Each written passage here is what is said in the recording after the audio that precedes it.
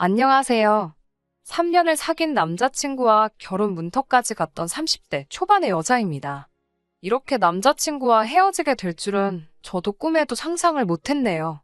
결혼 준비하면서 혼수랑 애답 문제 때문에 많이 다툰다는 이야기는 들어봤지만 그게 제 이야기가 될 줄 누가 알았겠어요.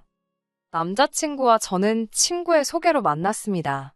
남자친구는 어땠는지 모르겠지만 적어도 저는 연애를 하고 싶다는 비교적 가벼운 마음가짐으로 임한 소개팅이었는데 어떻게 하다 보니 3년이나 사귀게 되었네요. 20대 후반의 남자친구를 만나 그 사이 나이도 30을 넘어갔고요. 주변 친구들이 하나둘씩 결혼을 했지만 적어도 저는 그게 그렇게 신경 쓰이지는 않았어요. 인테리어 디자이너로서 일에 대한 욕심이 결혼에 대한 욕구보다 더 컸기 때문이에요. 하지만 친정어머니께서는 괜히 연애만 하다 좋은 시절 다 보내지 말고 남자친구랑 결혼을 할 거면 어차피 할 거 빨리 하고 아니면 헤어지라 하셨어요. 괜히 좋은 사람 만날 기회 놓칠까봐 걱정되신다면서요. 속물처럼 보실 수도 있지만 관연한 딸 가진 어머니라면 당연히 할 법한 걱정이라고 생각합니다. 부모님께서 성화인 건 남자친구 쪽도 마찬가지였어요. 남자친구가 말하길 두 분 중에서도 특히 아버님께서 하루빨리 저희가 부부가 되길 원하신다 했어요. 그 이유는 지난해 아버님께서 당하신 큰 교통사고 때문입니다. 차에 부딪히면서 머리 쪽부터 바닥으로 떨어져 피를 많이 흘리셨대요. 가족들 모두 이러다 아버님 돌아가시는 거 아니냐고 말할 정도로 상당한 피를 쏟으셨답니다. 아버님 본인도 말씀하시길 당신은 이제 꼼짝없이 죽었다 싶었다고요. 그 와중에도 아들놈 장가가는 것도 못 보고 죽는 게 그렇게도 억울하셨답니다. 그래서 그 이후로 특히나 남자친구가 저와 사귀고 있다는 사실을 아신 이후로는 왜 빨리 결혼 안 하냐고 그렇게 남자친구를 채근하셨던 모양이에요. 그로부터 얼마 후 아버님의 말씀 때문인지 본인이 진짜 원해서인지 둘 다인지 아무튼 남자친구가 얼마 지나지 않아 저에게 청혼을 해왔습니다. 솔직히 전 크게 고민하지 않고 승낙했어요. 사귀는 동안 둘 사이에 큰 다툼도 없었고 크게 마음에 걸리는 문제도 없었기에 오히려 거절을 하는 게 말이 안 되는 것 같았네요. 하지만 이런 식으로 어이없게 파혼하게 될 줄 누가 알았을까요? 정말 뒤통수 제대로 맞은 느낌입니다. 남자친구 집에 인사를 드리러 간 날이었습니다. 사실 아버님이 병원에서 퇴원하신 이후로 몇 차례 남자친구가 저를 집에 인사시키겠다며 데려가고 싶어 한 적이 있었어요. 하지만 그때만 해도 결혼 이야기가 지금처럼 진지하게 나온 상황도 아니었기에 굳이 인사까지 드려야 할 필요성을 느끼지 못했지요. 뿐만 아니라 솔직히 사람 일이라는 게 한치 앞을 모르는 거잖아요. 괜히 남자친구 가족들하고 왕래하다가 정은 정대로 들었는데 헤어지기라도 하면 그런 생각을 하면 벌써부터 속상하더라고요. 그런 이유들로 한 번도 가지 않다가 이번에 처음 찾아뵈었습니다. 남자친구는 빈손으로 와도 된다고 했지만 어떻게 그래요? 직장, 선배 언니들한테 물어보니 홍삼 정도면 무난하다고 그러더군요. 그래서 홍삼 세트 2개를 사들고 갔습니다. 남자친구 집에는 미국에서 산다는 작은 신우를 제외한 온 식구들이 모여 있었어요. 참고로 남자친구의 가족관계는 어머님, 아버님, 그리고 위로 결혼한 두 누나가 있습니다. 아버님과 저, 그리고 남자친구가 거실에서 어색하게 시간을 보내는 동안 큰 신우와 어머님께서는 주방에서 바쁘게 움직이고 계셨습니다. 남자친구가 제 옆구리를 쿡 찌르면서 가서 도와드리라며 눈치를 주길래 같이 가자고 했어요. 남자친구가 못마땅한 표정으로 절 데리고 부엌으로 갔습니다. 어머님께서 너무 자연스럽게 앞치마를 주시길래 남자친구에게 받으라고 했어요. 그러자 어머님께서 깜짝 놀라시더니 이 집에서는 부엌 일은 여자만 한다고 그러시더라고요. 말도 안 되는 어머님의 말씀에 놀라서 남자친구에게 그냥 거실에 있겠다고 이야기하곤 부엌에서 나왔네요. 어느덧 식사가 차려졌는데 왠지 모르게 자리가 불편하고 어색했어요. 그때만 해도 전 제가 긴장을 해서 그런 줄 알았습니다. 하지만 얼마 지나지 않아 그 이유를 알게 되었지요. 아버님께서 국을 다 드시더니 정말 한마디 말씀도 없이 빈 국그릇을 어머님 코앞에다 들이대시는 거예요. 제가 밥 먹다 말고 깜짝 놀라 두 분을 바라봤는데 어머님은 익숙하다는 듯이 국 더 드릴 거냐며 말 그대로 국을 아버님께 대령하시더군요. 저희 집에서는 한 번도 본 적 없는 광경이라 어쩔 줄을 모르겠더라고요. 그러더니 이번엔 남자친구가 큰 신우에게 나 물 이러더군요. 남자친구의 말이 끝나기가 무섭게 큰 신우가 어머님이 그러셨던 것처럼 벌떡 일어나서는 물을 가져다 주었습니다.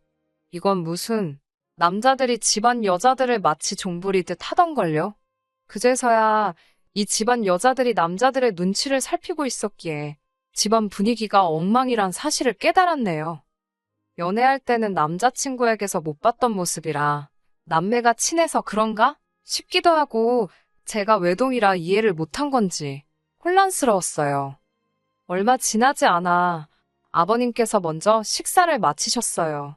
그러더니 어머님께 빨리 치우고 와서 사과나 하나 깎아라 그러셨습니다. 정작 어머님은 아버님의 잔심부름 때문에 계속 움직이시느라 식사도 제대로 못하셨는데 말이에요. 제가 보기엔 충분히 기분이 나쁘셨을 법도 한데 어머님께서는 이번에도 익숙하다는 듯이 알겠어요 라고 공손하게 대답하셨습니다. 그리고는 하시던 식사를 바로 중단하시더군요. 남자친구 집에서 일어나는 일 하나하나가 다 충격적이라 숨이 턱턱 막히는 것 같았습니다. 아무리 집집마다 가풍이 있다지만 시대가 어떤 시대인데 이건 아니다 싶었어요. 후식으로 사과를 먹는 도중 아버님께서 남자친구를 데리고 잠시 자리를 비우셨습니다. 그렇게 어머님과 신우, 그리고 저까지 셋만 남게 되자 어머님께서 저에게 이것저것 질문을 하기 시작하시더군요. 지금 무슨 일을 하는지, 부모님은 무슨 일을 하시는지, 그런 것들이요. 저는 인테리어 회사에 다니고 있다고 말씀드렸습니다. 제 대답을 들으신 어머님은 어쩐 일인지 뭔가 못마땅하신 눈치였어요. 의아했어요. 요새는 다들 맞벌이하는 며느리를 선호한다고 생각했거든요. 아무튼 아버지는 작은 사업을 하고 계시고 어머니도 은행에 다니신다고 답했습니다. 그러자 어머님께서는 굉장히 놀라신 듯 저희 어머니께서 직장 생활을 지금 하고 계시냐며 혹시 얼마나 하신 거냐고 물으셨어요. 제가 알기론 30년이 넘었다고 하니 그럼 저는 누가 키웠냐입니다. 처음엔 무슨 소린가 했어요. 당연히 부모님이 키워주셨으니까요. 하지만 어머님은 꽤나 심각한 표정을 하고 계시더군요. 그러더니 저더러 하시는 말씀이 결혼하면 일은 관둬야 한답니다. 그 말을 들은 순간 황당함과 동시에 어떻게 대답을 해야 하나 싶었어요. 저는 일을 관둘 생각이 전혀 없었고 순간 잘 보이자고 거짓말을 하고 싶지는 않았으니까요. 잠깐 갈등하다가 어머님께 저는 제 일이 너무 좋고 그만두지 않을 거라고 딱 잘라 말씀드렸습니다. 그러자 어머님께서는 여자한테 가장 중요한 일은 애를 낳아 키우는 거고 그 일을 제일 잘하고 좋아해야 한답니다. 여자가 일한다고 밖으로 돌면 가정이 다 망가진다고도 하셨어요. 충격적인 말들이 꽤 있었는데 원래 똑똑한 여자애들보다 좀 어리숙한 여자애들이 잘 살더라.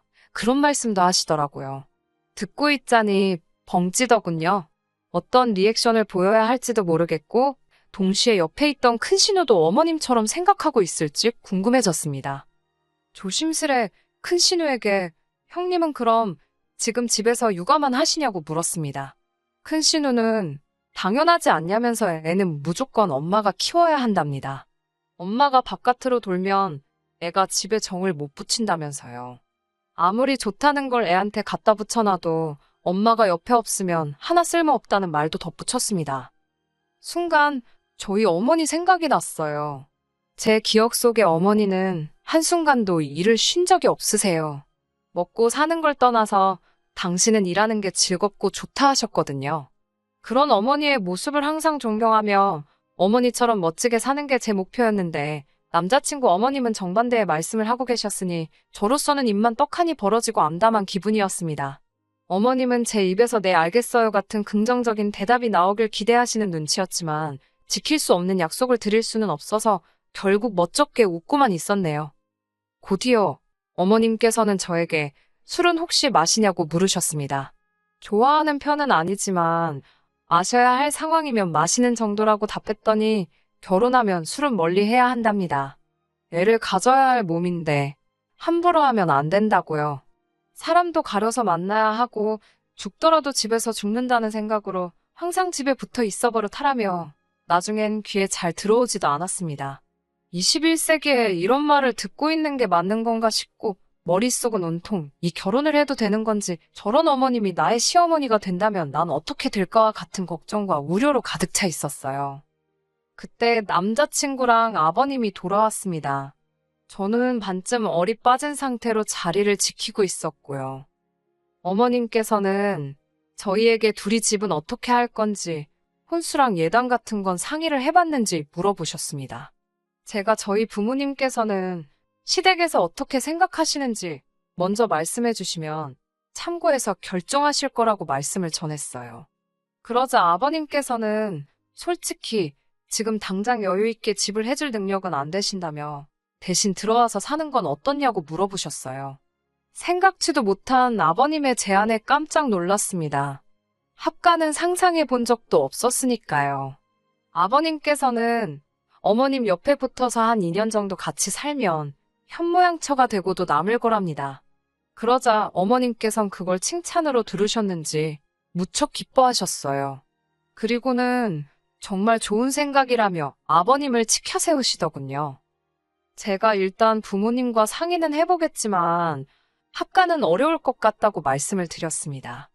그러자 어머님께서는 합가하면 혼수 같은 것도 하나도 안 해와도 되고 얼마나 좋냐입니다. 어차피 집에 냉장고며 TV며 다 있다고 정해오고 싶으면 저희 부부가 쓸 침대랑 거실에 둘 소파만 좀 사오라고 하셨어요. 제가 솔직히 혼수 살 돈이 없는 것도 아닌데 혼수를 안 해와도 된다는 이유로 합가를 하겠어요? 막말로 혼수 살 돈이 없어서 합가해야 된다고 하면 없던 혼수 살 돈 어디서 빌려서라도 구해올 판이었는걸요. 갑갑하고 복잡한 제 마음과는 달리 어머님은 거침없이 말씀을 이어가셨습니다. 집하고 혼수에 돈이 하나도 안 들어갈 테니까 예단은 좀 신경 써서 해오면 좋겠다 하시더군요. 제 입장에서는 예단보다는 혼수를 하는 게 좋은데 이상하리만치 어머님은 저에게 자꾸 예단을 해오라고 하셨습니다. 이야기가 점점 이상하게 흘러가는 것 같아서 결국 잠깐 이야기 좀 하자며 남자친구를 불러냈어요. 합가라니 이게 다 무슨 소리냐고 하니까 한다는 소리가 우리 둘이 모아둔 돈 다 합쳐봤자 1억인데 이 돈으로 어딜 가냐입니다. 그러면서 이렇게까지 생각해주는 시부모가 어딨냐며 어른들 기분 그만 상하게 하고 아버님 말씀대로 하잡니다. 이때 확실히 알겠더라고요. 결혼을 해도 남자친구는 절대 제 입장에서 제 편을 들어줄 사람이 아니라 남의 편이 될 거라는 걸요. 답답한 마음에 남자친구에게 내가 정말 어머님 말씀대로 일을 관두고 집에 들어앉으면 돈은 어떻게 할 거냐고 따졌어요. 남자친구 자존심을 지켜주려고 웬만하면 돈 이야기는 안 하려고 했는데 도저히 현실 감각이 없어 보여서 어쩔 수 없이 꺼낸 이야기였지요. 당신 수입만으로 어떻게 앞으로 애를 낳아서 키울 수 있냐고 일은 절대 못 관둔다고 했습니다. 그러자 남자친구가 한다는 말이 일하고 살림하고 애까지 키우려면 힘들지 않겠냐입니다. 자기는 절 생각해서 하는 소리라고요. 제가 아니 맞벌인데 왜 살림도 애 키우는 것도 다 내 몫이냐고 그러니까 그럼 살림하고 애 키우는 걸 여자가 하지 누가 하냐며 헛소리를 하는 거예요. 언짢아진 제가 그럼 당신은 애를 안 키울 거냐니까 애를 왜 아빠가 키우냐입니다. 하물며 짐승들도 새끼를 낳으면 암컷이 키우지 수컷이 키우냐고요. 가부장적인 가정에서 자란 남자의 전형적인 모습이 저런 건가? 별 생각이 다 들더군요. 이미 이때부터 결혼은 없었던 일로 하는 게 낫지 않을까 그런 생각을 하기 시작했던 것 같습니다. 다만 파혼을 한다는 게 남사스럽기도 하고 신중하지 못했다며 제 뒤에서 사람들이 수군거릴 게 걱정이 되었지요. 그때 어머님께서는 제가 확고한 결심을 내릴 수 있도록 아주 세게를 박아주셨습니다. 어머님과 큰 신호가 한다는 말이 그럼 집 문제는 대충 해결이 된 것 같다며 예단 이야기를 해보자고 하시더라고요. 무슨 해결이 됐다는 건지 어이도 없고 아니 솔직히 말이 조합까지 결혼할 때 하나도 안 도와주신다는 뜻이잖아요. 혼수도 침대랑 소파는 해오라고 하셔놓고 예단을 받으려고 하시더라고요. 마치 진작에 작성된 듯한 예단 목록을 어머님께서 꺼내놓으셨어요. 생각지도 못한 품목들이 줄줄이 적혀 있었지요. 비싸기로 소문난 명품백도 3개나 있었고요. 하지만 무엇보다도 절 황당하게 한 건 바로 작은 신우 옆에 적혀있던 예단이었습니다. 비행기 티켓이더라고요. 그것도 신우네 부부 2사람과 아이들을 포함해서 총 4사람의 티켓을 예단으로 해달라는 겁니다. 자리도 이코노미가 아닌 비즈니스로 말이지요.